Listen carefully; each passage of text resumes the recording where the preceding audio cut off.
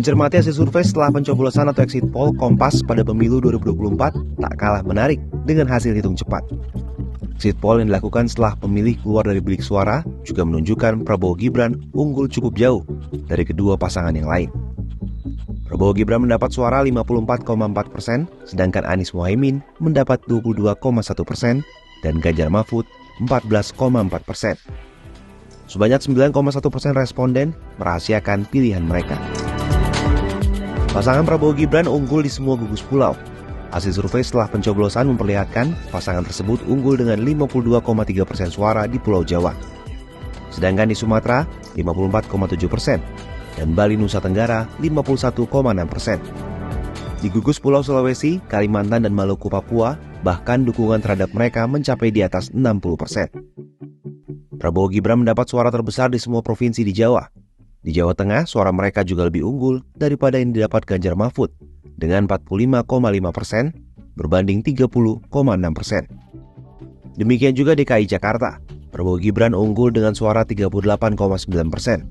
Hal sama juga terjadi di Battleground Jawa Timur yang kini mutlak dikuasai Prabowo dengan perolehan suara 60,1%. Selisihnya pun sangat jauh dari kedua pasangan lain yang mendapat 13,4% untuk Anies Mohaimin dan 15,5% untuk Ganjar Mahfud. Hal yang menarik lainnya yaitu ternyata suara Prabowo Gibran yang besar didapat tak hanya dari pemilih partai-partai koalisi pengusung, tapi juga dari partai-partai lain yang mengusung paslon lain. Partai Kebangkitan Bangsa yang menjadi pengusung Anies Mohaimin ternyata sebagian besar atau 45,6% mencoblos Prabowo Gibran. Adapun yang memilih Anies Mohaimin hanya 36,6%. Gejala yang sama terjadi pada Partai Hanura, Perindo dan Partai Persatuan Pembangunan atau P3 yang lebih banyak memilih Prabowo Gibran.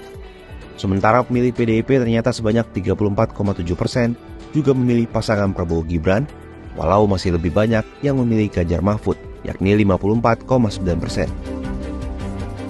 Adapun jika dicermati dari aspek demografis, suara Prabowo Gibran yang tinggi tak lepas dari dukungan kuat dari generasi muda, terutama kalangan generasi Z atau di bawah 26 tahun yang mencapai 65,9%.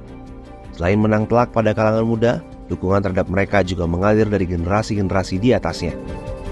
Penguasaan suara yang didapat Prabowo Gibran juga tak lepas dari kemampuan mereka mendapat dukungan dari pemeluk semua agama dan kepercayaan. Selain dari Nahdlatul Ulama, sebagai aliran agama Islam yang terbesar, pasangan ini juga mendapat dukungan dari Muhammadiyah. Pasangan ini juga mendapat dukungan yang besar dari kalangan Katolik, Protestan, Hindu, serta kepercayaan lainnya.